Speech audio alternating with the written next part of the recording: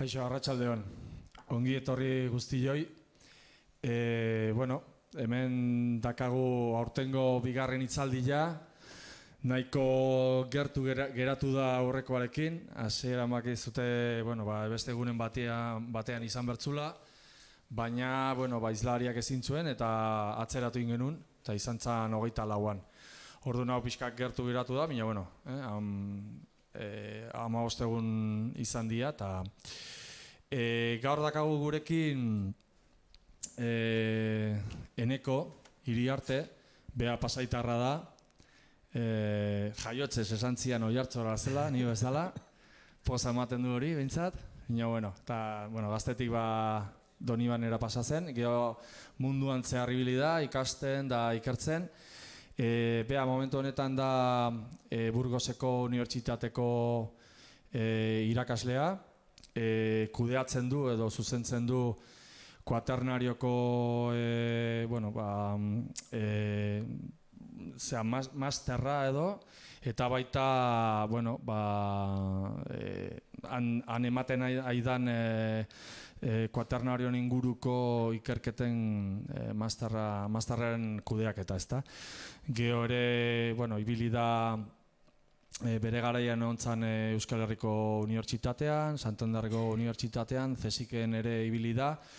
Eta, gaur dakarkigu bere ikerketen emaitza, beak aurreratuko dizue ez diela hau besterik hasiera dela, diela ikertzen hemendik gertu, Arantzan eta inguru honetan, eta hemendik urte batzuetara emaitza zehatzagoak edo egongo dira, baina hori ere beak azalduko dizue.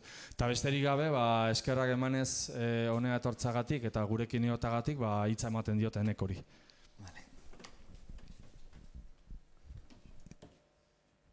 Kaixo, arratsaldeon, eskerrik asko denei etortzeagatik, eta nik ere eskerrak eman, Miguel Aranburu historialari elkarteei,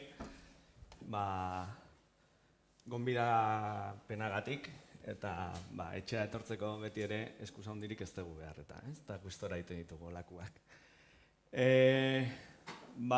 Pixka bat, eskatukoaren arira, eskatu ziaten pixka bat paleoklimatologia edo aintzinako klimaren inguruan egiten ditugun ikerketak kontuan hartuta, pixka bat gai edo problematika hori gurera ekartzea, Gipuzko aldera ekartzea.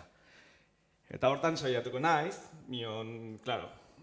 Gipuzkoan egindako ikerketak, ikusi dituzu zer nolako materialak behar ditugun ikerketa hauetik egiteko, egia esan ez daude asko eginda, eta zaila da ezer esatea, sortez, orain aritzen ari gea, hainbat kobazuloetan hartutako estalagmita batzuk eta ikertzen, ikusiko dezutenez, horiek dira registro on batzuk, klimaren inguruko bilakaera nola izan den jakiteko, eta behintzat orain arte ditugun datuak aurkeztuko ditut. Baina guzti hori ulertzeko lehenengo orokortasun batut esplikatu behar ditut, eta orokortasun horietatik hasita, gure lanetatik pasatuta, gaur egungo klima egoerara iritsiko gea, eta horrela nahi detena da oso urruti hasi, eta pixkanaka, bai espazioan eta denboran, eta pixkanaka gerturatzea. Eta klimaren bilakera hori Gipuzkoaraino eraman, eta oso aintzinetik gaur eguneraino. Orduan izango da olako klase intensibo azkar bat klimaren inguruan. Baina zer da klima? Hemen klimataz hitz egitea etorri gamin, askotan galdetiko bagenu ikaslei ere ez dakite zer nola definitzen den klima. Klima ez da eguraldia. Klima da leku konkreto batean, gutxi gora 30 urtean bueltan egiten duen eguraldiaren bataz besteko bat. Beraz, eguraldia oso aldakorra da, gauetik egunera edo astean zehar aldatzen den zerbait da, klima ez hainbeste. Gaineak klimak dituen aldaketak ez dira urte sasoikoak. 30 urte hartu behar ditugunez, urtean zeharreko sasoiak definitzen dituen egoera horiek dira, leku batetako klima. Eta klima hori baldintzatzen dituzten variableen artean badakagu temperatura, prezipitazioa, euria, bai, hezetasuna, haizeak, presioa, gauza guzti horiek. Orduan, 30 urtetan, bai, leku batean bataz bestekoa ateko bagenu, hori da leku hortako klima baldintzatu edo definitzen dutuen egoera horiek, ez? Eta hemen ikusten dezuten bezala, klima definitzeko dakagun mapa honetan klima eremu desberdinak, kolore desberdinekin daude, ikusten zute klima tropikaletatik, desertu klimetara, oso idorrak diren klimetara, edo eta klima mediterranea, horiz, edo atlantiarra, hemen berdez. Orduan, zer esan nahi du honek? Leku guzti horietan, prezipitazioan, temperaturan, hezetasunan edo eta presioan eta bar, eskala, hamarka urtetako eskaletan baldintza klimatiko desberdinak dituztela. Eta horrek baldintzatzen ditu, han gertatzen diren hainbat gauza. Zenbat ur dagoen, zelandaleri mota, eta bar. Beraz, klima ikusi behar dugu dela hamarka urtetan edo eskala handiagoan alda daiteken zerbait. Zer esan nahi dut honekin? Gu 80 urte biziko baginateke, edo 120, berdin zait, klimaren bilakaera ikustea ez zela hain erresa izango guretzat. Izan ere, 30 urtetako mediak atera behar dira, eta hortarako, hainbat 30 urtetako seriak eduki behar ditugu, ez? Minon, nolabait, barrenean ematen dien tendentzia horiek kontinuak direnez, 30 urte, 60 urtetan zehar egin diren aldaketak guk nabaritzen ditugu, eta hontaz ere konturatu gaitezke. Are gehiago gaur egunean. Bueno, nik gauza asko kontatuko ditut, minon horrelako txarlak egiten ditudanean, ere, beti galdetzen diet bai ikaslei, bai entzutera etortzen den jendeari, ea beraiek zer dakiten klimari buruz. Eta ez ditut 5 minuto minon gehiago pasako honetan, minon ni jakina detena, eta galdetzen dizuet, erantzun, zer esango zenukete gertatu dela klimarekin, imaginatzen Donosti ingurukoak izango zehaztela denak, azkeneko 30 edo 60 urteetan, zuek bizi izan zarete urte hauetan. Berdin dago, jaio zinetenetik edo gogoratzen zarenetik gaur egunera? Ez. Aldaketan bat eman da?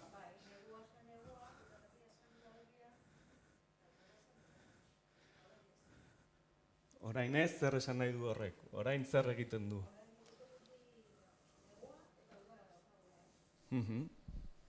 Hori, urte sasoiak igual ez dira hainbeste markatzen, ez? Segurazki hotzagoak edo beroagoak? Udarak izaten zian ez hain beroak. 23 grado, hola, Eta neguak? Ni nituenean 23 urte, 22, 18 urte, Da gero aldatzen junda, ilotzen. Udarak geroz eta beroago, beraz. Eta neguak? Eta neguak elurra iten zuen. Azten zan ja, santu guztietan, eta ja gabonak eta dana elurra, baina elurra kalean, Eta elurra hundiak. ¿Denak de acuerdo? Hori oso pentsakera subjektiboa da. Ez daukagu herreri buruz ze aldaketa egon dira. Ez, ni nago esaten bakoitzak bizi duena, ez? Bai, nik. Ez daukagu objektiboki gauza ziurrik esateko moduan. Ez du objektiboa izan beharrik, Ez, dena subjektiboa eta dena haunditzen dugu alde batera eta bestera, hori egia da. Orain, 30 urte hemen kriston, bai, 30 urte izango dira, ez, edo 85ean, kriston izotza bota zuen, 2 astetan kriston hotza egin zuen. Donostiako kale guztiak ezin ziren autobusik ibil, orduan da, bueno, orduen... Ni hemen... Orduan, bai, da orduan astuta daukagu. Bai, batzuk bestean minon gehiago, Zeinek egin du hemen baserri bizitza? Normalean, fidatzekoagoak dira eguraldiaren inguruan, baserrian artoa edo animalekin lanean eta hortaz diru ezten ibili den jendea. Horiek bai gogoratzen direlako arto gutxi, batere edo bi behi hiltzireneko negura. Bai, kaletarroi hor bizitzen gane, aterki hartu behar dugun edo ez, edo eta bi astetarako ja ahaztu zaigu, ez? Zehotz egin duen eta noiz. Pixka bat, beharra eta eguraldiaren arabera dirua irabazten duen jendeari, hoiei bai, hoiei nolabaiteko nik ikusi detenengatik, Dirua ez bakarrik, erremolatza bile, txolora joan behar eta negu horrian nahiak garbitzen eta... Eta orduan, ni ziur nago hemen nolabait esatekotan, gero ja, diskutu daiteke dez, datuak aurkeztuko ditut eta horren inguruan ikusiko dugu, bukaeran itzengo dugu, baina denak gutxi gora bera berdina esango nuke, esango genukela. Eta niri hori gertatzen zait, Han ikaslei beti esaten diet, eta ikasle berdin esaten du, eta zeinek, klaro, aitona monak edo gurasoek esan da, eta denek antzeko gauza esaten dute. Eta denek antzeko gauza esaten badute, seinale ez direla oso gaizki egongo, ez? Eta badago harrelako joera bat, batez ere, beroago izatera, eta lehen mintzat negua hotzagoa zela, eta neguak izauti dituztela oraingoan minon epelagoak izan direnak. Horrelako zara. Bueno, gutxi gara horretan de acuerdo balin bagaude, ezabiltzate gaizki.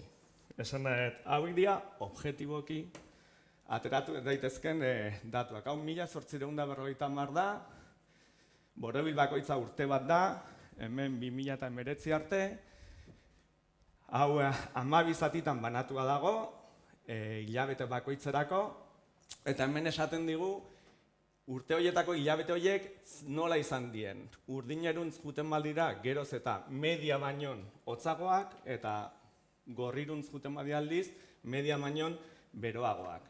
Ze media? Batez hartzen baditugu 60 eta 1960 eta 1990 arteko temperaturak hilabete guztiarako eta media bat egin, media hori baina hotzagoak edo media hori minon beroagoak izan diren urteak ditugu.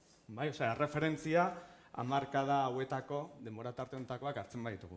Eta hor nolabait bai ikusten da, 1850an ez ginen hemen, ez? Orduan pixka bat zentratuko dut 1920tik 2019 arte, eta hemen ikusten dezuen nola badagoen nolabaiteko joera. Geroz eta beroagoak, datun edo erreferentzia horrekiko, eta nola batez ere beroen diren hilabeteak askotan dira hemen 12 eta 3 artean edo 5 artean ditugun udarako hilabeteak, eta datentzioa deitzen duena seguraski da azkeneko 5 urteak, ez? Direla guztietatik anomalia edo beroenak izan direnak 1850etik. Orduan, hau sistematikoki zuek beteko bazenute horritxo bat, hainbat galderekin, ez liratzeke datu hauen oso desberdinak diren emaitzak lortuko. Nahiko antzekoak izango litzateke. Edo esango bagenu zen izan da, gogoratzen zean noiz izan den negurik larriena, edo udarik beroena, askok ez gehiagoatuko, sesgoak egongo dira, minon estadistikoki gauzak normalean ateratzen dira.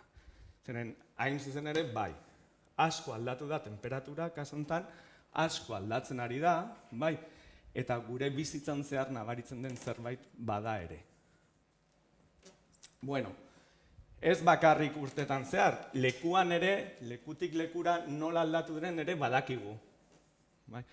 Hemen gontan jartzei zuet pixka bat, kontinente desberdinetako herrialde askotan, 1905 urtetik gaur eguneraino, temperaturak nola aldatu diren, eta berdin, hemen egiten dena da media bat, eta denbora tarte 1970-80ko media horrekin alderatu. Argi dago, beroaldi hori edo beroruntz egora, beroago duan joera hori mundu guztian ematen dela, mundu guztian ez da ematen intentsitate berdinarekin. Nun esango zenukete dela larriago edo garapen gehiago dagoela beroaldi honek. Azkeneko menderako beroaldi honek. Batez ere Europan, ez? Eta hemen, Oriente Erdian edo, bai? Levante aldean, Mediterranearen ekialdean. Bueno, pues hala da, bai? Eta horrelako gauzen dat inkusietezke. Datu hauek oso fiatzekoak dira, hain zuzen ere, datuak estazio meteorologikoetatik datozelako. Bai? Ez dago subjetibotasun handirik. Bai? Nahiko objektiboak dira. Gaur egun gainera, sateliteen informazioarekin gainera ere, batera datoz. Bai? Eta oso modu azkarrean eta zehatzean neurtu daitezke gauzabek. Hori gaur egun dakigunaz, bai? Gero bueltatuko naiz, gai hontara, pero gaur egun zer gertatuen, azkeneko mendean zer gertatuen jakitea erresa da. Hor ditugu munduan zehar dauden estazio meteorologiko guztien datuak edo konbentutan hartzen zituzten datuak edo periodikoan egunero jartzen zituzten temperatura baldintzak, ez? Hori iturri horietatik gauza hauek jakitea ez da zaila.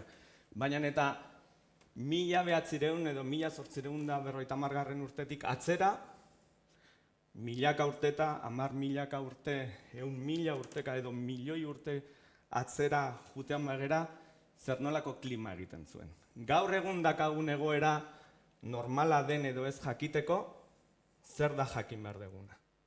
Nola izan den klima lehenago, ez da? Ezin badezakegu lehen pasadenakin alderatu, ez dakigu gaur egungo beroalde hori normala den edo ez. Askotan eman den edo ez. Inoiz minon beroagoa den, ala ez. Bai, horregatik da oso garrantzitsua klima ikertzea, bai gaur egun, minon baita ere hainbat urte lehenago nola izan den. Zergatik, horrek laguntzen gaitulako kontestualizatzen gaur egungo klima, eta baita ere laguntzen digu ulertzen nola aldatzen den. Denboran zehar nola aldatu den, eta zer espero daiteken gertatzea aurrerantzean ere. Orduan, guk duela milioika urte edo 10.000 urtetako klima ikertzen dugu, ez bakarrik jakiteatik ze gertatzen zen Pliozenoan, duela 3 milioi urte. Baizik eta hori jakingo dugulako nola aldatu zen eta aurrerantzean ere nola aldatu daiteke. Orduan, nahiko garrantzia dute gu lortzen ditugun datuak. De hecho, klima nolakoa izango den jakiteko modelo informatikoak erabiltzen dira, geroz eta hobeagoak, eta modelo horiek elikatzeko, aintzineko datu hauek behar dira. Orduan, guk datu honak ditugunean, modelizatzaileek azkar eskatzen dizkigute. Bueno, hau da adibide bat, askoz atzerago hasi nintzateke, minon azkeneko 5 milioi urtetako klima bilakaera jarri dizuet hemen. Gutxi gora bera, hemen neurtzen dena oxigeno isotopoak dira, dena da sedimento itxastarretik, hor badaude foraminiferoak deitzen diren eta eskeleto kalkaria duten bizidun txiki batzuk, zelula bakarrekoak, plantonan bizi direnak, eta haiei analisi batzuek eginda jakin dezakegu karbonatoazkoak dira, karbonatoan dakaten oxigenoaren ratio isotopikoa zein den. Oxigenoa 6, 18, eta hori zeren araberekoa da, uraren temperaturaren araberakoa, gutxi gora bera. Eta batez ere, itxasotik kanpo, eremu kontinentalean dagoen izotzaren kopuruaren araberakoa. Eta horren arabera, horrelako zundaketa askorekin, horrelako kurbak egin daitezke, eta esango nuke gaur egun hemen gaudela, eta duela 5 milioi urte hor. Ikusten badezue, ze tendentzia daka joera honek? Goruntz beroa, beruntz hotza, barkatu. Gaur egun, balioak ikusita, ikusten dugu batez ere 3 milioi urtetatik onuntz, halako hotzerako joera bat dagola, ezta? Baina, hotzerako joera hori ez da lerro bat, baizik eta gorabera handiak dituen zerbait. Eta gu gorabera horien artean, glaziazioak eta interglaziazioak diren horietan, gaude momenturik beroenetariko batean. Horregatik, gure egoera ez da eskala handian gertatzen ari den hotzerako joera horren erakusgarri. Bale? Bueno, ez naiz asko enrollatuko, baina ikusten baduzue klima aldatu da, azkeneko 5 milioi urtetan, Pliozenoan, duela 5 milioi urte, 3 milioi urtetara, lehenengo Australopithecus horiek eta Afrikan hemendik 3,5 milioi, duela 3,5 milioi urte edo sortu ziren, pixkate referentzia duke dezazuten, eta hemen ikusten zuten nola bataz bestekoa nahiko establea da. Eta aldaketak oso frekuentzia altukoak dira, baina intentsitate gutxikoak. Zer esan nahi du honek? Klimak, temperatura globala, pixkat hemen hau horren erakusgarri izan daiteke, parametro hau, oso establea zela. Mundua gaur egunekoa, baina beroagoa eta aldaketa txikiagoak jasoten zituen, klima aldetik. Esaten da askotan lurra tropikalagoa zela. Gero lekuan lekuko, zeuden urtaroak eta bar, baina ez ziren gaur egun ditugun kliman bezain aldakorrak. Duela 3 milioi urte inguru ikusten dezute ziklo hauek luzatzen hasten direla eta intentsitatea momentu bero eta hotzen arteko distantzia handitzen. Hori gertatzen da, hemen nonbait 3 milioi urteen ingurun hasten delako iparpoloan izotza sortzen. Orain arte ez zegoen, bakarrik hegoaldean zegoen. Eta iparran izotza sortzen hasten den horrekin, hasten zaigu momentu hotz eta beroen arteko intentsitatea handitzen, glaziarrak eta interglaziarrak izaten hasiko direnak, eta zikloak denboran handitzen jotzen dira. Hau da, muga hori, iparraldeko glaziarrak agertzen diren denbora tarte hortatik gaur egunderaino da kuaternarioa deitzen duguna. Pliozenoa hemen, kuaternarioa hemen. Beraz, kuaternarioaren ezaugarri nagusiena da klimatikoki oso aldakorra den denbora tarte bat dela. Eta horregatik, geologoek desberdindu genduen kuaternarioa pliozenotik. Bueno, hemen ikusten baduzue frekuentzia txikiagoa da eta aldaketak intentsitatea handiago dakate. Frekuentziak hemen 20.000 urte ingurukoak dira. Aldiz hemen 2,6 milioietatik milioi urte bat arte, glaziazio, interglaziazio ziklo hauek 40.000 urte inguru dituzte. Eta azkenik, milioi urtetik gaur egundaraino, intentsitate aldaketa horiek areagotu egin dira, esan nahi dut, glaziazioak oso hotzak dira eta interglaziarrak oso beroak. Mion batez ere, glaziazioak dira azkeneko 5 milioi urtetan eduki ditugun klimarik hotzena jasaten ditugun momentuak. Horregatik, orokorrean, osterako joera bat dagoela esaten dugu. Minon, klimatikoki oso aldakorra. Zergatik aldatzen dira ziklo hauek eta egoera horiek? Klima eskala hontan, lurreko klima kontrolatua dagoelako parametro orbitalekin. Segun lurraren atmosfera eliptikoagoa edo borobilagoa den, exzentrizitatea deitzen diogun parametro honei, klima aldatzen da, eta hori da gaur egun glaziazioak eta interglaziazioak kontrolatzen dituen parametro orbitala. Minon lehenago, badirudi oblikuitatea deitzen diogun mugimendua izan zela, hau da, lurraren ardatza mugitu egiten da, 22 grado gutxi gora bera, bertila ekliptikarekiko elkartzut izango litzateken posizio hortatik, eta horrek ere egiten zuen duela milioi bat urte arte, zikloak horren arabera, glaziar interglaziar zikloak horren arabera aldatzea, 40.000 urtero, eta horren aurretik pliozenoan, perzesioa deitzen diogun mugimendu batek, ardatza ja ez da bakarrik 20 grado mugitzen, baizik eta txibota bat bezala, ere horrelako borobil mugimendu bat egiten du, eta horrek ere eragiten dio lurrari 20.000 urtero eguzkiarekiko posizio desberdina edukitzea eta klima aldatzea, bai, lurrean zehar. Bueno, horiek dira eskala hundian, parametro orbitalak, Kroll-Milankovic zikloak deitzen ditugunak, klima kontrolatu dutenak. Eta glaziazioak eta interglaziazioak intentsitate eta frekuentziaz aldatuz joan daitezen baimendu dutenak. Beraz gu hemen gaude gaur egun. Nola dakigu guzti hau? Bueno, bi diapositiba besterik ez. Guzti hontaz ez genekien ezer, ia, 70. hamarkadaraino. Dena jaiota ginen, hemen gauden guztiak. Hau duela 40 urte ezin zuen inorre jakin. Zergatik, ez zegoelako sedimentu itxastarroiek laborategira ekartzeko ezagutza teknikorik. Eta nola lortu zen milaka metrotako sakoneretan, milaka metrotako edo 100 metrotako sedimento zundaketak ateratzera? Bueno, batzuk petroleoa ateratzeko, ustiatzeko erabiltzen dituzten prospekzio barko handi horiek, guk edo ikarleariak hasi ginen erabiltzen sedimentoak lortzeko. Mien hori, 70. hamarkada arte edo, ia ezin zen egin.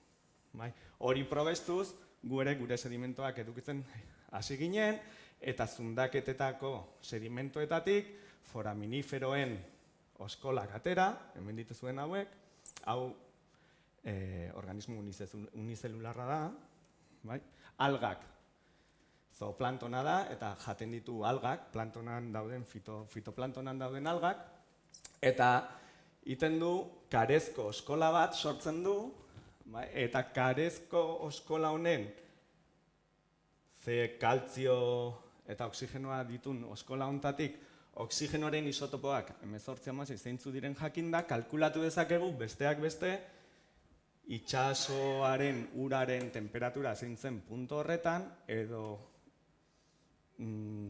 itxasoaren kanpo edo itxasotik kanpo zenbat ur ebaporatu zen eta ur hori normalean gelditzen zen ala ez, izotza kontinentaletan atrapatuta edo ez hau da, zenbat izotza zeon kontinentetan. Hau nahi baizute gero esplikatuko dut. Hoiekin hasi ginen, eta hoiei esker asko jakin genuen paleoklimatologia buruz, nion 80. hamarkadaren inguruan, gai izan ginen ere berdina egiteko, nion izotza asko dagoen lekuetan, Antartidan edo Groenlandian. Han, horrelako baseetan ere, kilometroak dituzten, 3 kilometrotara iristen diren zundaketak egiten dira, eta 3 kilometrotako lodiera duten izotz geruzen registroak hartzen ditugu, gero izotz azpian gordetzen direnak, eta izotz horrei ere, isotopoak eta beste gauza batzuk H2O, hor ere oksigenoa dakagu, eta izotz hori urtuta eta ikusita hor isotopak ere nola aldatzen diren, jakin dezakegu temperatura eta beste parametro klimatiko batzuk nola aldatu diren, Groenlandiarako edo Antartirako izotz registroi esker. Ze suerte edukizuten, itxas sedimentoek esaten zutena edo izotzek esaten zutena, bat zetorren, gutxi gora bera, izotzek badakate itxas sedimentoak ez dakaten propietate oso on bat. Eta hori da, geruzapena adibidez, gaztea denean, edo 10.000 urte dituzten izotzak ikusita, oraindik estazionala izan daiteken geruzapena dute. Orduan, datazioak egin daitezke, jakin dezakegu ze urtetako izotza den, bakarrik xafla hauek neurtuz, edo kontatuz. Eta hortaz, xafla bakoitzatik muestra bat ateata, jakin dezakegu nola aldatu zen erlazio isotopiko hau, eta horrek, gero horren arabera jakin temperatura nola aldatu zen. Honek zesan nahi du, askoz denbora erresoluzio hobeagoa dutela izotz zundaketek itxastarrak minon. Eta orduan, itxastarretan interglaziarra, glaziarra eta interglaziarra ikusten genitun kurba horiek, jartzen ditugunean edo ikertzen ditugunean izotzetan ikusten dugu hotza edo beroak diren une horiek ez diera, osea, bertan ere ziklizitate bajuagoko aldaketak ematen direla. Ia, interglaziar eta glaziar aldaketaren intentsitate berdina duten aldaketa klimatikoak, oso azkar ematen direnak minon. Lehen esaten genuen, glaziar-interglaziar hauek ematen zirela azkeneko milioi urtean 100.000 urtero, bai? Minon hemen, bero hotz, aldaketa horiek ematen dira milaka urtetan. Bai? Milaka urte, 1500 urte, tardatzen edo hartzen dituen zikloak dira. Dansgaard-Osger zikloak edo Heinrich zikloak, horiek berdin zaizkigu gaur. Hurrengo klaseako bai, pero gaur ez. Orduan, sorpresa hau izan zen. Eta hau dakigu duela 30 urte. Ordura arte, ez genekien ezer. Ez genekien klima horrela aldatzen zenik ere. Bai? Eta aldaketa hauek oso interesgarriak dira. Zergatik, horietako asko, adibidez, beroketa oso azkarrak diren beroketa horiek adibidez, gertatzen direlako gaur egun beroketa gertatzen ari den abiadura berdinan. Eta hauek ere eragin zituztelako gaur egun beroketa horrek eragin ditzazken aldaketak. Orduan, nik ikerketa proiektuak eskatzeko, esaten detena, nik registrotan beroketa hauek ikertuko ditut, jakiteko gaur egungo beroketakin ze gertatu daiteken. Eta horri eskerrak dirua ematen dute ikertzeko. Izango balitz, duela 40.000 urte eman zen beroketa bat ikertzeko, igual ez ziguten enbeste diru emango. Ez digute asko ematen, minon? Pero aplikazio hori edukita edo diskurtso hori eginda, eta hala da, eta egia delako, gaur egun esan dezakegu interesa handia dakatela ikerketa paleoklimatiko hauek. Orduan, suerte pixka bat ere badakagu alde hortatik.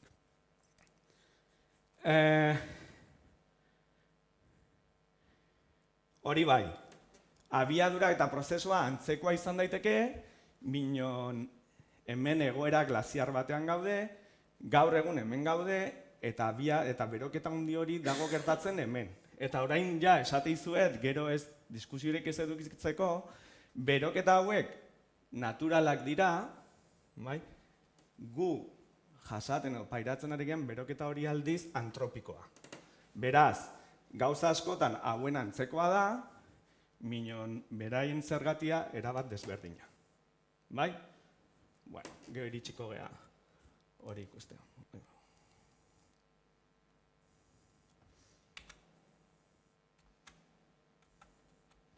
Ez du moitu nahi.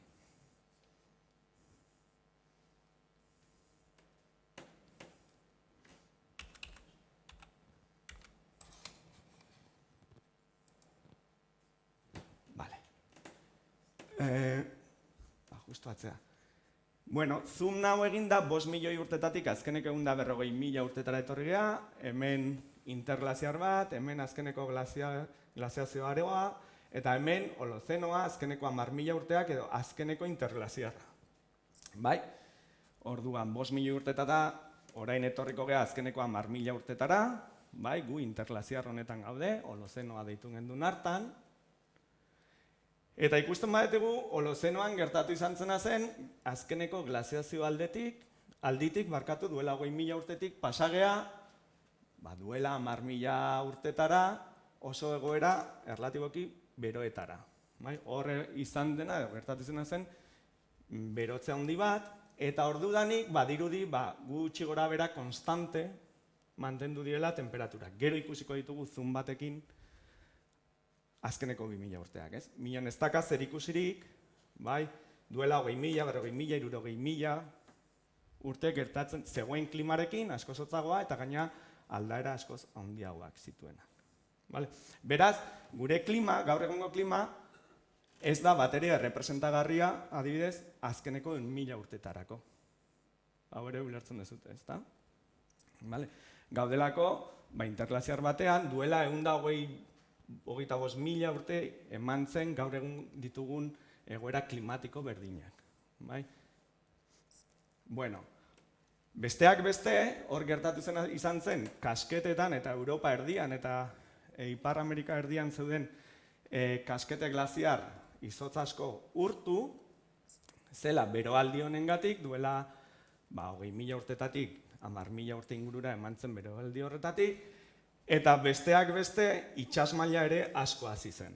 Bai, hain zuzen ere, duela 20.000 urte, eta hauek izan daitezke iaia ekainen ditugun zaldiak pintatu zituztenak, gutxi gara 5.000, 13.000 urte hor baldin bat zeuden, hemen, bai, ordutik 10.000 urtetara itsasoak ia 120 metro egin zuen gora. Vale? Orduan, izotz asko urtu eta itsasmaila asko igo zen. Beraz ere, gaur egun dakagun itsasmaila, azkeneko 125.000 urtetan eduki dugun itsasmaila altuena da ere. Honek esan nahi du?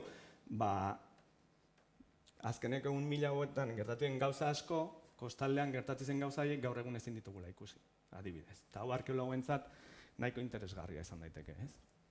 Bueno, eta nola aldatu da klima azkeneko 10.000 urte hauetan, Holozenoan? Nahiko establea zirudin, bale? Eta hemen dakagu,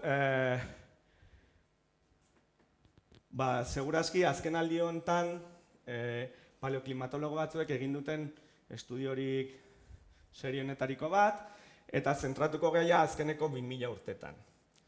Claro, alderatzen badegu duela 20.000, 40.000 gertatzen den aldaketarekin oso txikiak dira, minon Holozenoan alderatzen badegu azkeneko 10.000 urtetan ikusten ditugu ez dela lerro zuzen bat. Ikusten dugu badaudela temperaturan aldaketa txiki, baina esankor batzuk.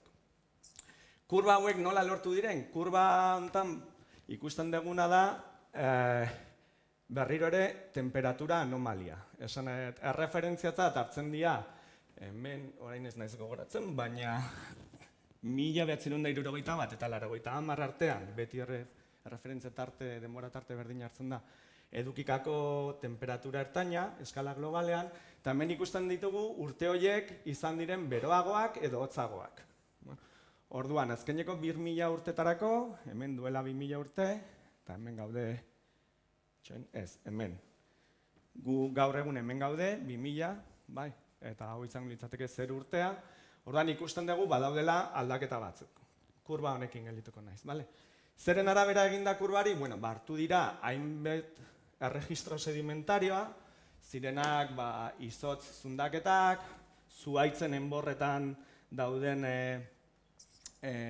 informazioa ere, zea desberdinetan, urtero azitzen den puska horietan, espelotemak edo kobazuretako estalagmitak ere kontutan eduki dira, lakoetako sedimentoak, sedimento itxastarrak, glaziarren datuak ere eta dokumentu historikoak, eta guzti horien arabera, hainbat ikerketa eremu daude, hau eraikuzuten.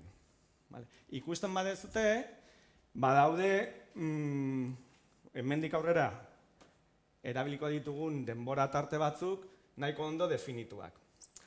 0 urtetik 5. menderaino edo, hor deitzen duguna, edo gertatzen dena da, erromatar garaiko optimoa. Bai, edo nolabait ere, gaur egun minon, edo erreferentze tarte hori, 60, 81, urte horietan hemen zen temperatura minon, beroagoak izan ziren urteak izan ziren haiek. Bai, badirudi, agian erromatarren hobe beharrez, han nahiko klima orokorrean, eta hemen ipar hemisferiorako balio dute datu hauek, gaur egun, baina gaur egun. Denbora tarte hori, referentzia denbora tarte hori, minon beroagoak izan zirela urte horiek. Hemen ditugu. 5. eta 7. mende artean, gauza oztu egin zen. Desente oztu gaina.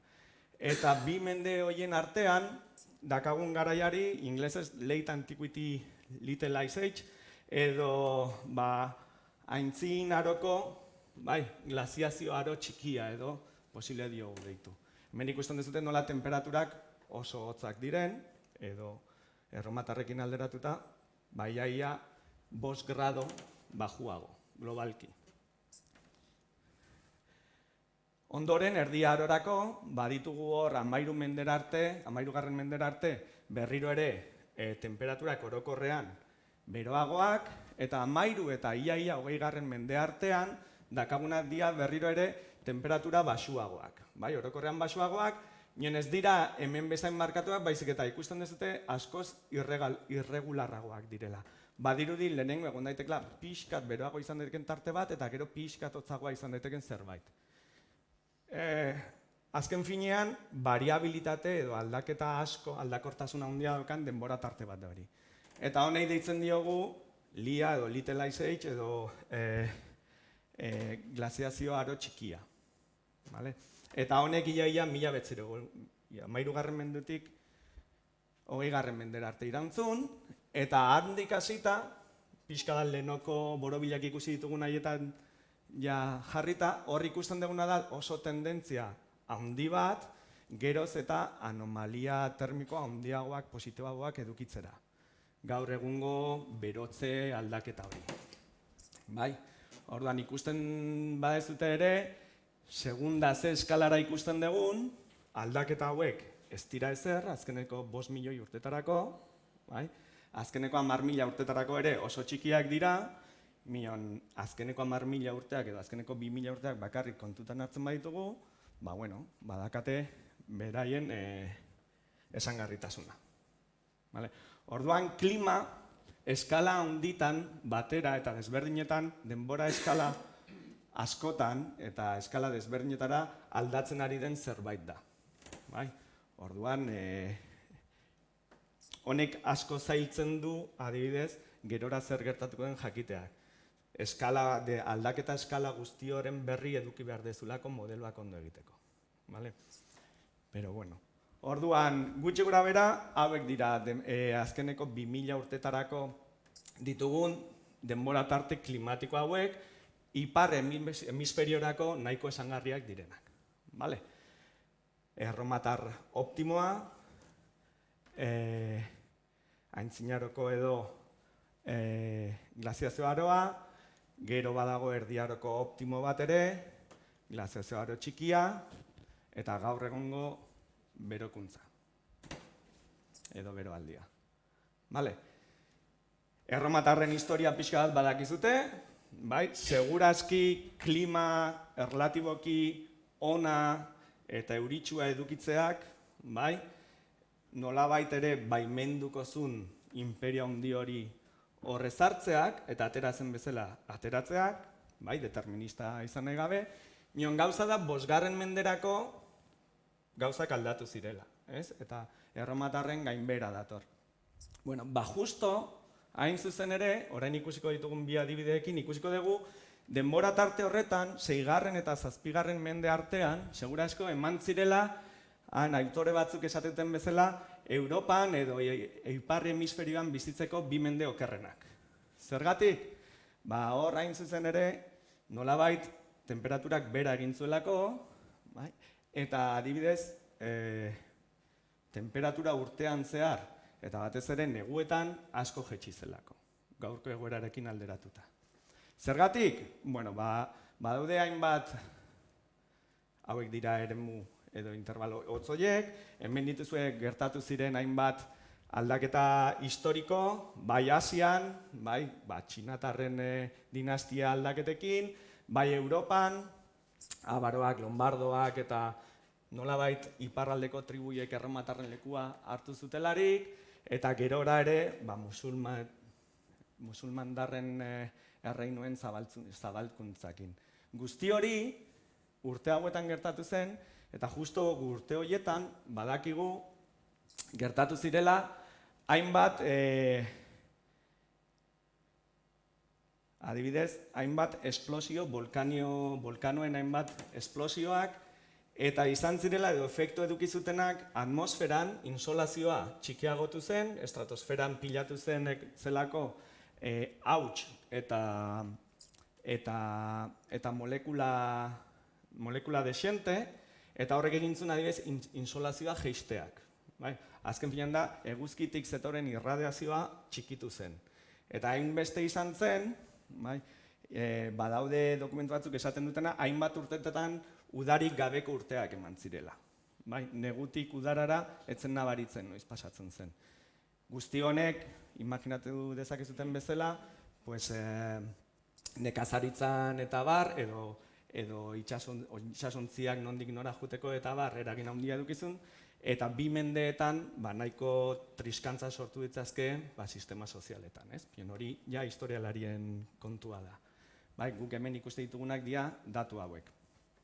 Ez hori bakarrik, Alpeetan, hainbat Alpeetako glaziarretan egindako izotz zundaketetan, baditugu registro oso onak, begira urte bat da, 8. mende hasieran, eta hor ikusten ditugu, inkluso, sasoien araberako elementu kimiko desberdinen, kasu honetan kaltzioa, presentzia nola aldatu den izotzan. Horiek gehien bat eguratxetik datoz. Eta 8. mende hasieran ontarako ere ikusten duguna da, adibidez, hasten dela egoten zilarraren produkzioarekin zerikusia daukaten elementu pisutsu asko. Eta hori interpretatu izan da ere, askotan hor emantzelako diruaren motaren aldaketa bat, urrean edo oinarritzen zen sistema batetik, zilarrera pasa zen, eta zilarraren esplotazio hortarako egin zen industria guztia, adibidez, hemengo zundekatetan oso ondo gelditzen da. Esan dezakegu ze urtetan hasi ziren adibidez Frantzian zilar hori ekoizten. Eta noiz ekoizten gehiago eta noiz gutxiago. Orduan, hemen badakagu 6, 7 eta 8. mendera arte eman ziren aldaketa batzuk, segura aski Erromatar Inperioari mesederik egin ez ziotenak, eta batetik direnak Islandian egondako bolkaien erupzio batzuk, eta hemen esaten dugu temperatura iaia 2 grado terdi jetxizela hainbat urteetan. Volkano haiek botatako aerosol eta partikula guztietatik. 1556 urtearen inguruan. 1556 eta 45 urtean artean izan da inoiz eduki dugun hamarkadarik hotzena. Segurazki honengatik. Eta adibidez, dokumentoen arabera badakagu ean nekazaritzan sekulako triskantzak egon ziela Irlandan, Eskandinavian, Mesopotamian edo Txinan. 550-tik 551, hemen bakarrik 5 urte pasa dira, 2. erupzio handi bat egon zen, eta honek temperatura jetxiarazizun 2 gradu inguru Europan.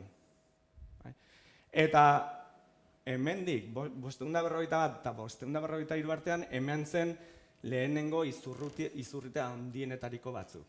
Segurazki, 36-tik hasita nekazaritzan flojo zeuden adibidez Europan eta beste eremu batean, erdi gaixorik eta gaizki bizitzen ari zen jende hori, asko zerrexago zehatzea, gaixorik jartzea ekarri zuen, ezta? Eta orduan hemen sekulako triskantza hemen zen. 7, 8, hamarkada hau oso txarra izan zen, 36-tik 51. Gero salto txiki bat eginda, 640 urtetik aurrera, hemen ikusten duguna da nola zilarrarekin zerikusua dakaten elementu kimiko hauek sartzen zaizkigu izotz zundaketetan, eta nolabait gizartearen aldaketa handi baten ondorio izan daiteken sistema monetario berri baten erreflejoa izan daiteken. Orduan, hemen pixka bat nola izotz erregistro hauek iaia urtetik urtera gertaturen gauza kontestualizatzen nola lagundu dezaketen erakutsi nahi dizuet. Eta hau duela 6-7 mende bakarrik. Eta hori izango litzateke, hor esan dugun aintzinaroko glaziazio aro txiki hori. Gerora 13. mendera arte, nahiko egoera ona izango litzateke, noiz arte, glaziazio aro txikiraino. 13. segunda munduko zen lekutan gauden, batzutan 11. mendean, 12. mendean, 13. mendean hasi eta iaia 20. menderaino datorren hotzaldi bat izan zen hau. Hain hotza izan zen, oso tipikoak direla mende hauetako kuadroetan, ikustea adibidez Europako ibai nagusienak izozturik. Hainbat kuadro daude. De hecho, Londresen, Bai? Londresen errekaren gainean, Tamesisen gainean, merkatuak egiten ziren. Bai? Orain horrek esaten digu batez ere neguak zenbat oztu ziren. Zergatik, volkanak berriz, baten bat gertatu zen, mion oraingoan kliman aritzen garenak ez diogu volkanetan jartzen ardura, baizik eta eguzkian.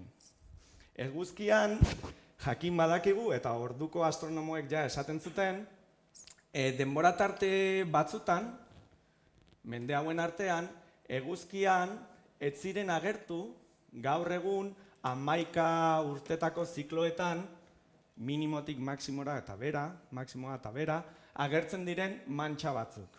Bai, mantxa solar hauek, azken finean, zenbatetan mantxa gehiago, bai, hemengo gara hauek, horrek esan nahi du, eguzkia radianteago edo energia gehiago irradiatzen ari dela.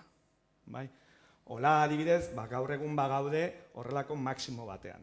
Bai, hemen 1900, eta hemen 2015 dakazute, gu bagaude berriro maximo batean. 11 urte irauten dituen ziklo hauek dira. Bai? Nolabait, eguzkia gehiago berotzen duen egoerak dira hauek. 11 edo gutxiago, bekoak. Bueno, ziklo solar hauei erreparatzen badiegu, ikusten dugu, glaziazio txikian minimo batzuk eman zirela. Bai?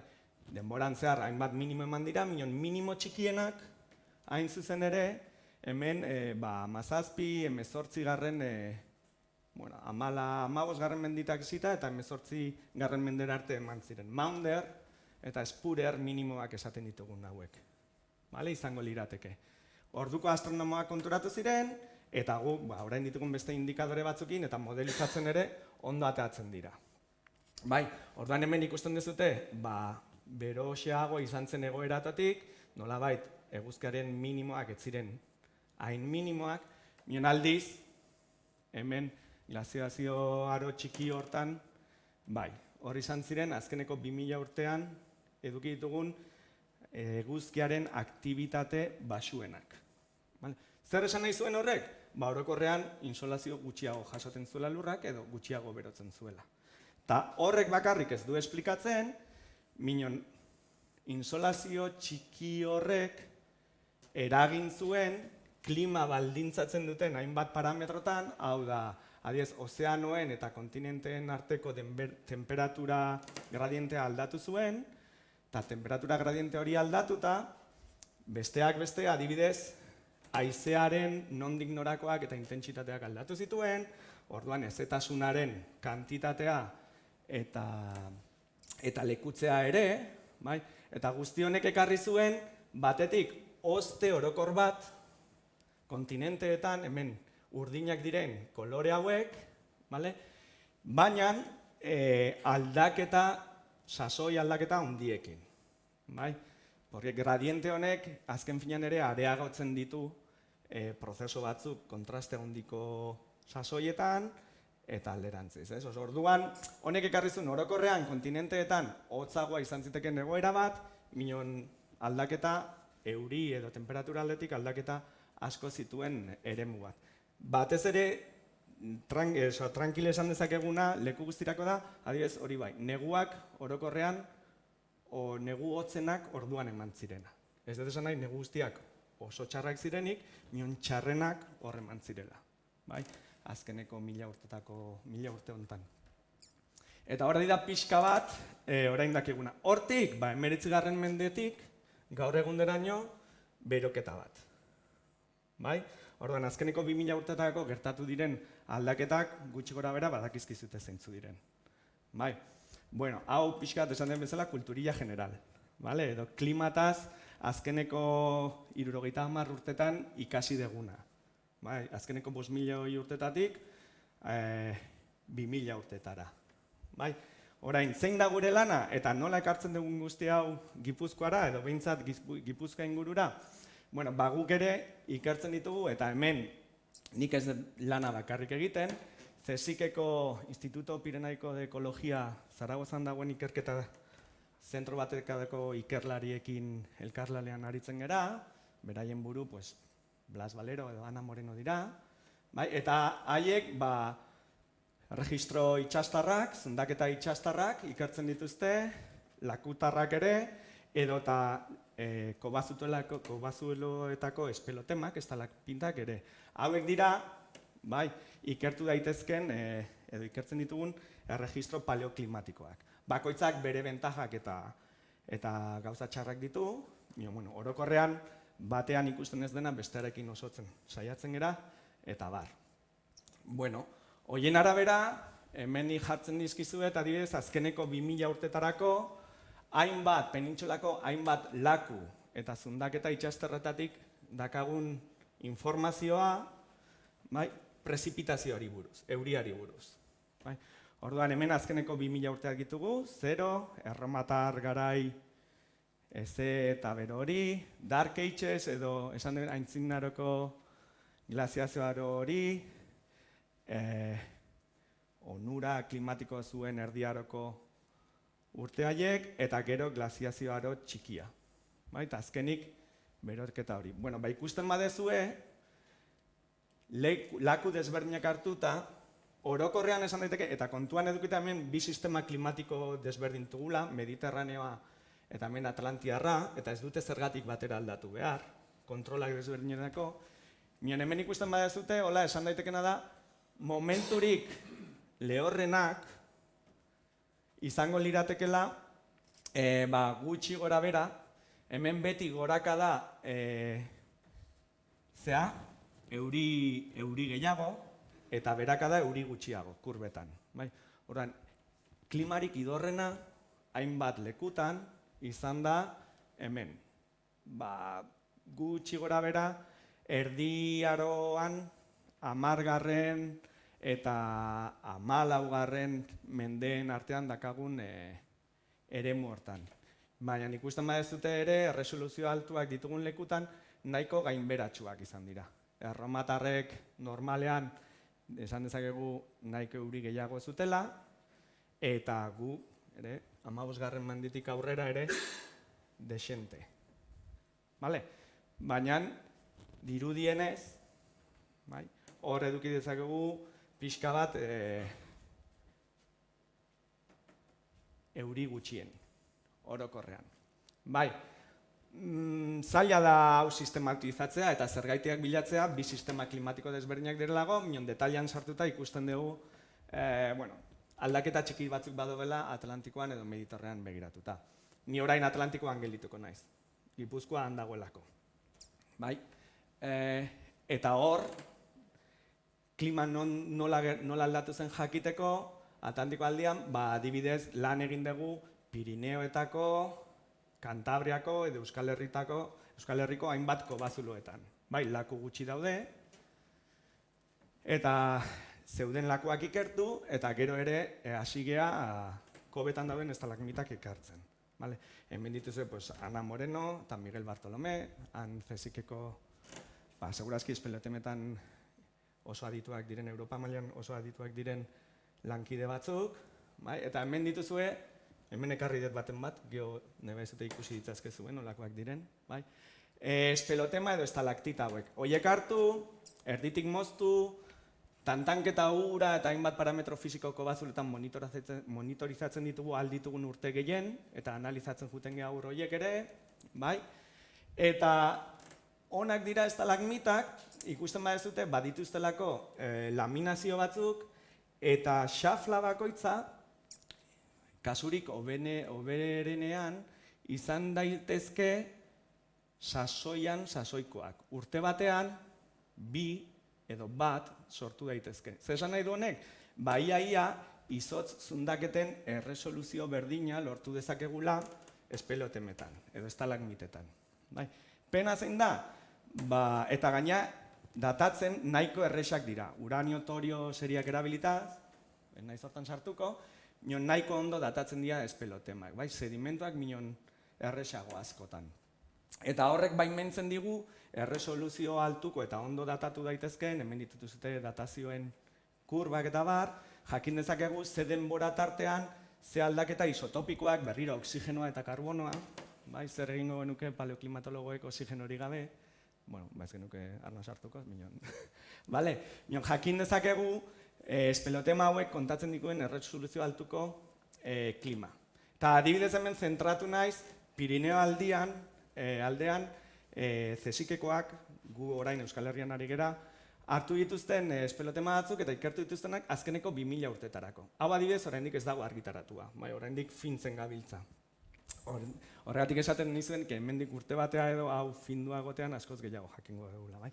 Baina ikusten badezute, azkeneko 2000 urtetarako hemen gertatzen dena da, guk espelotematik atea dugun kurba da, hemen dakagun kurba gorri hau, bale?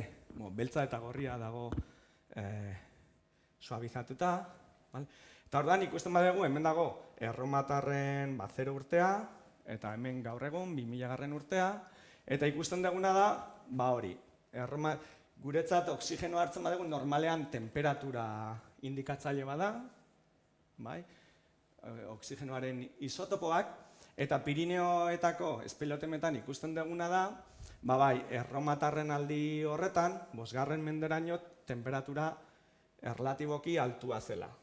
5. mende inguruan, pixka bat lehenago, 5. mendean, jetxi, eta gora bera batzuk balin baditu ere, hor eman ziren, antzinaroko glaziazio aldi txiki hartan, azkeneko 2000 urteetako baldintzarik hotzenak. Ikustitu zute, 2 piko hauek. Gerora, normalean zehozer beroago zen erdiaroko denbora tarte bero hori eman zen, eta azkenik, glaziazioa txiki hortan, ibaiak izozten ziren hartarako, ikusten dugu guk ez degula inbesteko desberdintasuna ikusten. Temperaturari dagokionez. Fijatzen bazehazte, asko hotzagoa izan zen, hemen ikusten dugun aldaketa. Beraz, badaude minimo batzuk, temperatura jaisten zen egoera batzuk, nien ez dira hemen bezain basuak. Eta hori oso temperatura aldaketa handiak denbora tartean ematen ziren temperatura aldaketa handiak ditugu. Eta 19. mende erdikaldetik gaur egunderaino, datuek esaten digute temperatura oso azkar goruntz egin dutela. Berdina egin genuen Kantabriako hainbat kobazuloetan hartutako espelotemekin, orduan gu justo erdian gaude.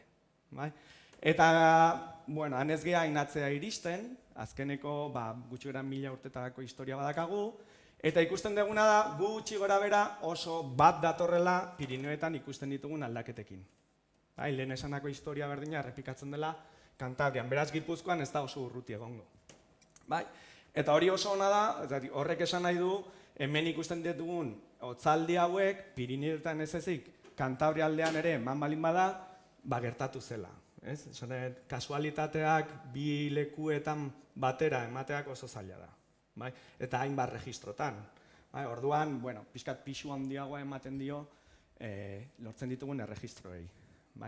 Eta kuriosoa den bakarra, edo aldaketa handiena da, hemen dakagu. Ikusten behar zute, azkeneko 100 urtetarako Pirineoetan ikusten dugu berogotze tendentzia argia dagoela, kostaldean aldiz, ez omen da horrela. Hau adibidez da, beste espelotema batzuk ikertuta, hemen Gipuzkoan, Nafarroaldean, horrela den edo ez, ikusi behar dugun gauza bat, eta horren zergaitia bilatu beharko litzateke. Arrazoia, itxasoaren eraginean egon daiteke. Nien hori ikusiko da, eta orokorrean, guk Pirineoetan lortutako registroekin ikusten dugu momentu hotzenak oso, edo bat datozela adibidez, lehen azaldutako eguzkiaren mantxa minimo horietarako. Eta honek ere oso edo asko laguntzen gaitu gure datuak onak direla pixkat presentatzeko. Oso korrelazio onak ditugu. Eta eremu edo intervalo hotz hauen zergaitia ere nondik jun daiteken ere ulertzen laguntzen gaitu. Orduan, segurazki insolazio aldaketak Pirineoetan eta Kantabrian eta Gipuzkoan ere oso esanguratsuak izan dira, azkeneko 2000 urteko negurik hotzenak esplikatzeko adibidez. orain dokumentuak hartu eta hori historialariekin batera, noizbait egingo dugun gauza bat da, ez? Hori ikusi eta ea dokumentazioak ere horrela reflejatzen duen edo ez. Nola finduko dugu hori? Gaur egun hemen, Gipuzkoan eta Nafarroan ditugun hainbat espelotemekin, eta hontan adibidez oraintxe bertan tesi bat egiten ari dira, guk zuzenduta, eta hemen ekarri dizkizuet Mendukilo eta Arantzako ostoloko botatik ikertzen egiren espelotema oso on batzuk. Arantzako ostoloko bako espelotema hauekin, lortzen ditugun datuak oso onak izango dira, ia izotz zundaketak bezain onak, Holozenoaren edo azkeneko izotzalditik, duela 20.000 urtetatik, duela 8.000 urtetarainoko berotze aldi hori ikertzeko. Orduan, hemen ez naiz asko sartuko, nien oso interesgarria izango da hori esplikatzeko. Baina Mendukilokoak aldiz, hemen datazioak ikusita, ikusten dezute, oso onak direla, azkeneko 4.000-5.000, Holozenoaren azkeneko 4.000-5.000 urteak esplikatzeko. Orduan, hauek ondo datoz, azkeneko 2.000 urte hauetaz hitz egiteko, ez? Eta hemen ditugun datuak, hauek erresoluzio bajokuak dira, gaur egun askoz kurba politagoak ditugu, laizter argitaratuko ditugu, baina gutxi gora bera, duela 2.000 urte hemen dago, ikusten dira edo lan hipotesi bezala ezarri dezakegu, hauek oxigenoaren isotopoak dira, hemendik hautsak kendu eta analizatzen dugu, karbonatoaren karbono eta oxigeno isotopoak, hauek dira karbonoarenak eta hauek oxigenoarenak, eta horrekin ikusi dezakegu nola erromatar garaiaren inguruan nahiko oxigenoa temperatura bada, normalean horrela da, nahiko eremu beroa edo denbora tarte beroa eduki dezakegula, oso azkar pasatzen dena aldiotz batetara, azkeneko 2.000 urtetarako egon diren temperatura basueneko denbora tarte batera, gero zeozer beroagoa den denbora tarte bat dakagu 1000. Urte horren edo 10. mendearen inguruan, berriro ere, hotzagoa izan daiteken zerbait, hemen denbora tarte urdina horretan, eta gero resoluzio altuko datuken ikusiko dugu, berotzera jotzen duen egoera bat, batez ere karbonoarekin ikusita. Ikusten baduzue, karbonoaren aldetik, hemen baditugu balio batzuk lehenago inoiz eman ez direnak. Horren zergaitia ere azaldu beharko dugu, tendentzia hau ez dator gaizki, ipar hemisferioan ikusi ditugun beste registro batzuekin. Gauza da, kasu honetan, Mendukilo, Aralarren gertatzen ari zenaz hitz egingo degula, eta hortik honea ekartzea ez da zaila izango. Eta hortik, denbora tarte gorri hortara. Esan nahi, honek oso ondo ipintzen digu gaur egungo beroaldi hori edo hasieran hitz egiten genuen berorako joera hori edo telediaroetan atetzen den, beroketa global hori kontestualizatzeko. Gaur egun, azkeneko 2.000 edo 10.000 urteetan egoera beroago bat dakagu, objektiboki. Hau da, astelen ontarako egin den mapa bat. Eta horri ere ikusten da, temperaturaren anomalia alderatzen badegu, berriro ere, 1979, 2000. Urteetarako egon zien temperatura globalaren media atetzen badegu, astelenean eman ziren temperaturak, izan ziren, orduko temperaturak minon, leku askotan, ia ez, 10 grado beroagoak. Ia beldurrik gabe esan dezakegu, hauek direla, astelehen hau izan zela, azkeneko 3 mendetan eduki dugun, otsailak 3 beroena. Eta ez gutxi, 10 grado leku askotan. Ikusten zute, iparraldeko hemisferioan oso nabaria dugu. Gurean ere, gurean ez da 10 gradotar iristen, hor dago. Eta ez bakarrik astelena, urtarrila hartzen badegu, urtarrila osoa, ikusten dugu ere, urtarrila Europa eta Ipar-Amerikako izan dela, bai, ia 6 grado inguru, bai, 6 grado inguruko bero anomalia eduki duela. Orduan, beldurrik gabe esan dezakegu, hau izan dela, eta hor jarriko dugu, azkeneko 2 mendeetako, bai, kasu honetan da, 2. urtarrila beroena. Bai? Eta hori, bueno, orain memoria egindan, baten batek ondo kokatuko du denboran, edo ez. Ezta? Pero horrela dago. Ez bakarrik urtarrila, 2019 oso hartzen badegu, bai? 2019 izan da, adibidez, azkeneko 10 urteetarako 2. urte beroena. Vale. Mion eske azkeneko 5 urteak, hau da, 15, 16, 17, 18 eta 19, izan dira azkeneko 10 urteetako beroenak. Bai? Orduan hor, 16ak irabazi dio, 19ari mion gutxigatik. Bai? Orduan, azkeneko 10kadako 5 urteak izan dira. 5 urte beroenak eta 19a 2. Eta batez ere, beroketa hori ematen da neguko hilabeteetan. Hau da, neguak geroz eta beroagoak egiten ari zaizkigu. Udarak ere, minon neguan gehiago nabarituko dugu. Bai? Eta hau da, nola berotu zen, 2019ko bero estra hori nola eragin zuen, ikusten zute, globo guztien emantzuna, grisa dagoen lekutan da, daturik ez dagoelako, bale? Minon gorrila dagoen lekutan askoz beroagoa izan zen 2019a, eta gorri-gorrila den lekuetan, puntutxo gorri hauetan, horrek izan edu, inoiz neurtu den temperatura altuena jaso zuela, urte guztiko temperatura medioak. Bai? Orduan hemen ikusten da nola temperatura rekorretan. Moitzen gea leku askotan. Bale? Denbora luzatzen badegu, ikusten dugu 2010ko hamarkada hori dela azkeneko mendeko hamarkadarik beroena. Tendentzia hori gainea oso nabarmenki hasten dela, bueno, guazen esatea behintzat 1970-tik aurrera. Hemen beti gora aldera egin du. Hemen gora bera egiten ditu, gora bera horiek normalian, urte batzutan markada batzuk izan dira hotzagoak, hemen mende hasieran, 20. mende hasieran, mion azkeneko 3 hamarkadetan, ja, 4 hamarkadetan, bai, gora doan etengabe, eta gaina ez da linearra da, esponentziala.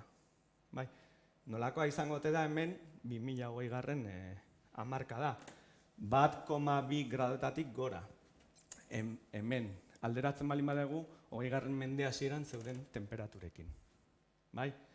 Beste era batera ikusten badugu, eta azkeneko 2000 urterako, bai, esango nuke, urdina hotza da, eta gorria beroa, txuria berdin, enpate, bueno, hemen erromatarren denbora tarte bero hori, hemen la lia edo late antiquity little ice age edo denbora tarte hotzerik, gurean hotzen izan zen denbora tarte hori agian, bai, hemen glaziazioaldi txiki hori, 13. mendetan hasi eta 20. menderaino, eta gaur egun gaude hemen beroaldi global honetan, eta hau la lia eta lia izan daiteke zelio, ezta?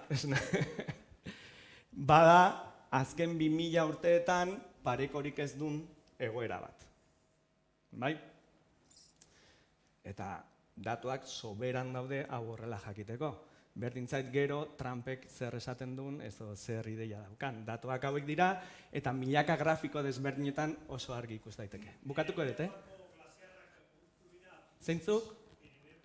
Bai, bai. Perdidokoa bakarrik, eta urtetik urtera asko galtzen du.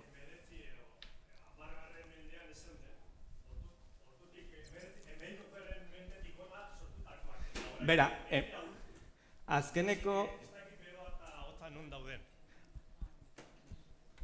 Erantzun gaizu eta gero bukatuko ja gutxi falta zaiteta. Bera, Pirinetako glaziarrak aurrera egin zuten azkeneko aldia hemen izan zen. Glaziazioa aro txiki hontan. 17, 16. mendean, bai. Ordudanik, orain arte eta batez ere azkeneko 30 urtetan, geroz eta gutxiago, oso azkar gaina. Bakarra gelitzen da eta ja geologikoki ez da glaziarra, da izotz masa bat. Beraz, zuzenean estriktoki hitzein da, bai, desagertu dira. Ez duelako fluitzen, bakarrik izotza galtzen ari da. Ez da pilatzen, ja. Eta hemen dakazute beste grafiko bat ikusteko, hilabete bakoitzeko temperatura nola junden aldatzen azkeneko 2 mendeetan, eta hemen ikusten dezuten nola pixkanaka geroz eta beroagoak diren, ja oso gertu gaude referentzia denbora tartean, 1,5 grado beroago izateak. Pariseko akordio hori nahi duena da 1,5eraino ez iristeak. Bai, ez dut uste lortuko degunik, tira hor dago. Eta hortik aurrea gertatu daitekenak, hori beste txarla baterako gauzak dira, ez da?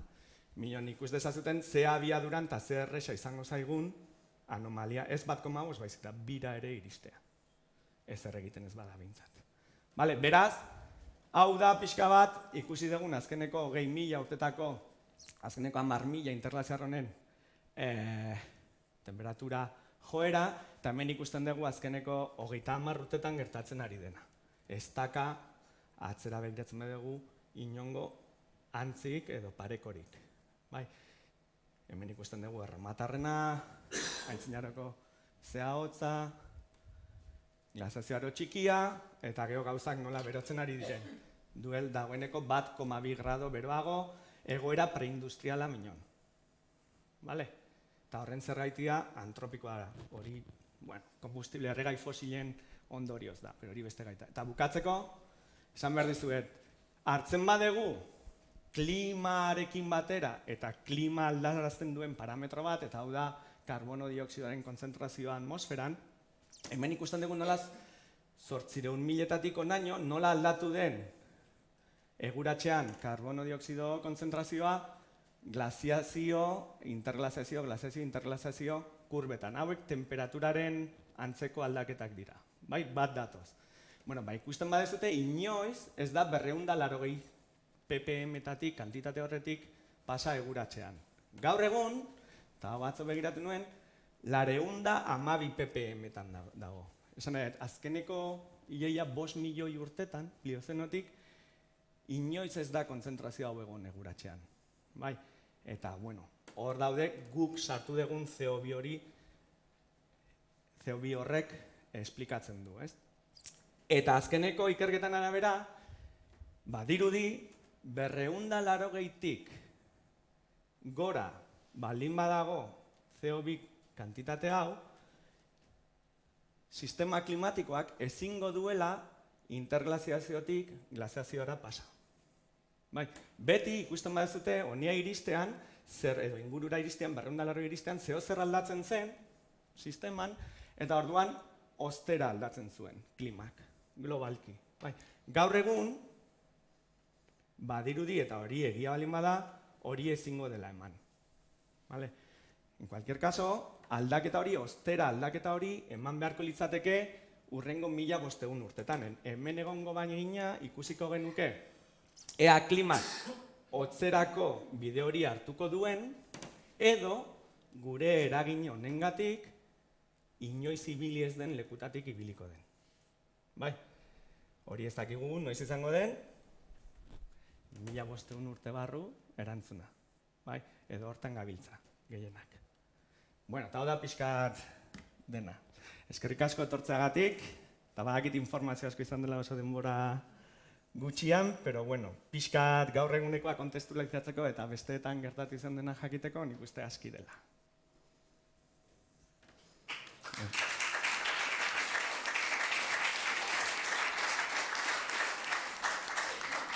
Eta bain galderak, balin baitezte, bai, bota eta alditu danak bintzat, erantzun goitu. Nola da? Groenlandia. Erik Gorria ara joan zanean eta egon ziren bizitzen ez dakizen bat mila bikingo, ez dakizen bat mendetan, obispota guzti zaukaten, eta orain han izotza dago. Oraindik, haiek bizi ziren lekuetan. Eta nola da, ganadua zaukaten, bazaukaten, garia eta horiek eraitzen zuten, eta orduen orain 1000 urte edo, orain baino temperatura altuagoa zen. Ez. Haiekan bizi baziren, Mion gaur egun ere biziko lirateke. Haien arrastoak ikusten dira izotzetik kanpo daudelako. Izotz azpian egon balira ez genituzke ikusiko. Orduan, eremuak, beraiek bizi izan ziren eremuak gaur egun izotz, orduan bezala ere izotzik gabe daude. Bai? Gertatzen dena, beraiek hor bizi izan ziren, hor grafikoa erakutsi nahi dut, beraiek hor bizi izan ziren, azkeneko 2000 urtetako, hemen 1000 urtea hamargarren mendearen inguruan edo? bai, 1980tik 1000 Horregatik, fijatzen bazea da, nahiko denbora tarte erlatiko bero batean. Bai, horregatik. Bai, gaur egungoa baino, hotzagoa.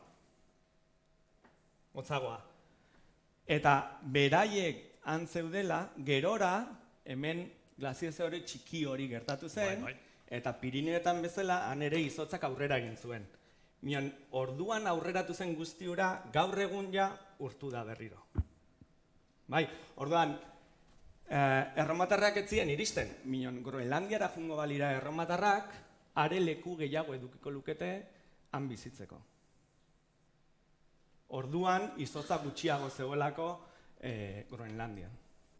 Orduan, demagun azkeneko 2000 urtetan izotz presentziari fluktuazioak eduki ditula, bai, eta bikingoek hartu zutela gaur egungo fluktuazio bero honen antzeko zerbait. Gero beste ereduak eredu dira esaterako. Oin, astelenean kriston berote bat egon zen hemen.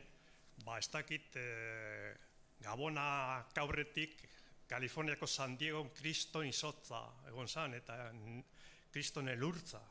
Zergatik aipatzen dira gauza batzuk eta zergatik beste batzuk ez. Zergatik katastrofismo apokaliptiko baten aurrean gaude. Ez da, zientziak, ez dugu esaten aldaketa onak edo txarrak diren, Hau da, normalean egiten duten beste galdera bat. Beroaldi hau, ona edo txarra da?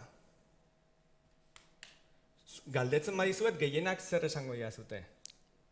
Ona dala. Ona edo txarra?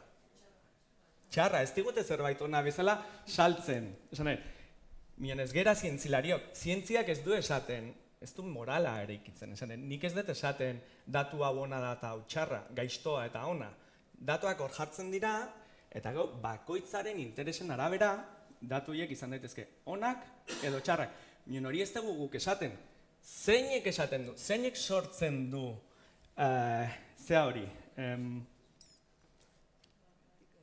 zeinek esaten dizue zuei zientzilariok etzienei eta datuak lehen eskuz izautzen ez dezuten jende, gauza bat txarra edo ona den.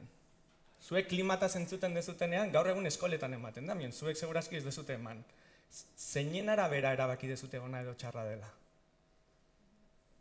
Telebista, aldizkariak, opinio guzti horiek eginda ematen dizkigute. Eta ez balin bakazu pentsamolde kritiko bat, hori sinistuko dezu. Hor ikusten da, munduko leku batzutarako beroaldia hau oso nabaria da, beste leku batzuetako ez, Antartida leku batzuetan hozten ari da, adibidez.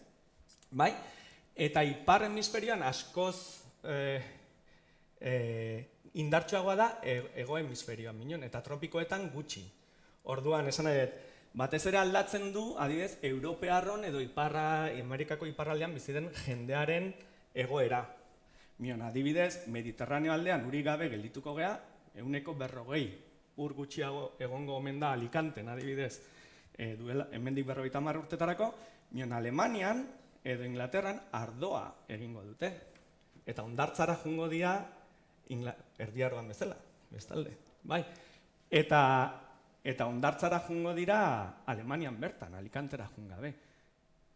Hori zer da, Alemanentzat zer da, ona edo txarra? Igual asko erosiko lukete.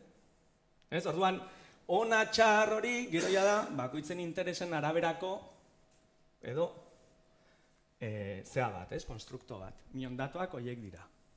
Eta guk datuak jaso, eta horiek interpretatzen ditugu prozesoak nola diren ulertzeko, eta gauzak nola gertatuko diren jakiteko. Mion, ona edo txarra den hori ez da zientziaren arlokoa. Ez, bai, badago beste aurre hipotesis bat ere. Ze erabiltzen ari dira modeloak, modelo matematikoak, konputagailu handi batzukin. Eta modelo horiek ez dira bat ere fidagarriak, bat ere, Zeren erabiltzen dituzte lehenengo mailako ekuazio diferentzialak. Eta horiekin ezer aurre ikustea ezinezkoa da. Ezinezkoa da.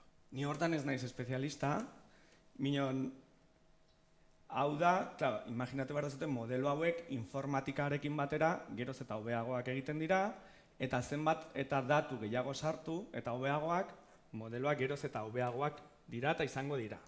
Hori hasteko, orduan. Eta simplifikazio bat dira. Askotan oso simplifikazioa gaina simplea.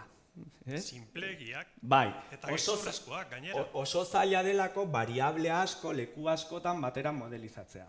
Bai. Baina, eta gero adibidez jarriko dizut, baina adibidez gaur egun lortu da duela azkeneko 5 urtetan, zergatik hau oso azkar dijoa.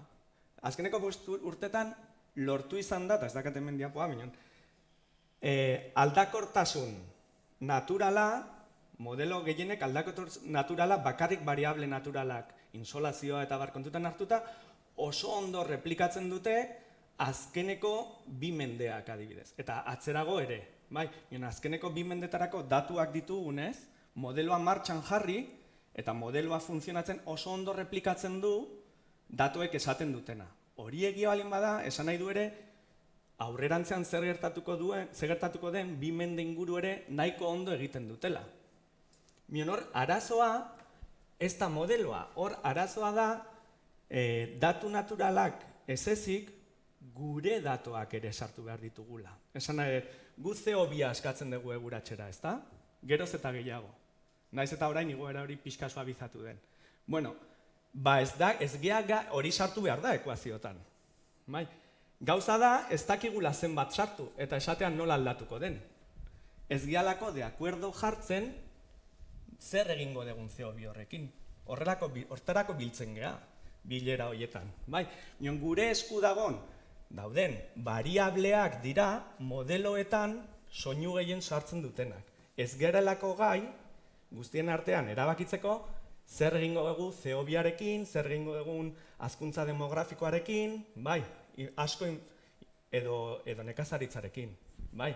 Eta horien arabera, eszenario desberdinak definitu ditugu, eta horren arabera modelo desberdinak eta egoera desberdinak hemendik 1 urtetara, adibidez. Baina ez da modeloa, Osea, asko okerragoa da gure variableak definitzeko gai ez izatea. Nolakoa den bizitza, Bai. Modelo horietan, alde batetik, itxasuan dago, atmosferan baino, 70 bider gehiago CO2. Itxasua ez da sartzen modelotan. Bai. Ez da sartzen. Bai. Ez dakite nola sartu eta zer egin. Bai. Uraren lurruna atmosferan, eragina eureko 70 berarena da. Hori ere ezin dute ez dakite nola sartu eta nola egin horrekin. Eta orduen modelo horiek zer esatea? Eta zer katastrofismo bat? Hemen zer ari da gertatzen? Sartzen dira. Ez dago guztiak batera, variable klimatiko guztiak modelizatzen duen modelorik. Hori egia da. Ezin delako. Gaur egun teknologikoki ezin da. Bai? Edo ez da lortu. Baina, adibidez, eguratsa eta ozeanoen artean dagoen energia bero transferentzia modelizatzeko modeloak badaude. Egiten da. Bai? Eta gero horko erantzunak emaitzak hartu daitezke beste modelo desberdinetan sartzeko. Gauzaiek egiten dira. Esan nahi, modeloak hau da, eta hemen jarriko dizut adibidea. Eguraldiaren mapak, edo eguraldia teleberriak eta gero. Bai, fidatzen zazte teleberriak esaten duen ari buruz, eguraldian? hobetu du eguraldia emateko modua duela 20 urtetatik gaur egunera?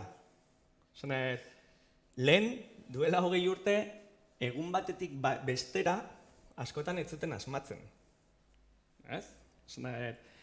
Eta 3 egun minon gehiagotaz ez duten ezer esaten, ezin zutelako. Ez zituzten ez da modeloak, bakarrik meteosatek ematen ziren argazki fijo bat, eta beraiek estrapolatzen zuten epe labur batean nola gertatuko zen gauza. Batzutan horrela zen, beste batzutan ez. Gaur egun, modelo horiek erabiltzen dituzte. Guk klimarako erabiltzen digun horiek, mion eskala eremu txikiagoetarako, eta orduan askoz finduagoa. Gaur egun, ia, temperatura, prezipitazioa, presio atmosferikoa, ia 5 egunetara, nik usteet 175 milion gehiago probabilitatearekin asmatzen dutela. Klimarena ez da oso desberdina. Beste eskala batera, milion horrela, orduan, hobeto egin daitekela? Bai, milion datoak, kalkulatzeren datoak, lortu daitezken hoberenak dira eta ez daude errealitatetik oso urruti. Katastrofea den edo ez, erdi aroko batei, glaziazio aro txikira juntzirenean hori katastrofe bat izan zen? Minon gertatu zen. Arrazoia naturala, segurazki eguzkiarena minon hori gertatu zen. Orain beste horren beste gertatuko da, minon beroaldi bateruntz, hori bai, arrazoia desberdina da. Erregai fosiletatik datozen gazak bestea beste. Hortik aterako geha? Segurazki ere, minon aldaketak etorriko dira. Bueno, barkatu, baina katastrofe izango da hemen barrun utziko gaituztela. Orduan, nahi ez dute igual kanpoan jarrituko dugu, baina eske aretoa itxi behar da. Orduan, eskerrik asko etortzeagatik eta horrengora arte gonbidatzen zaituztegu, bale? Ni esker.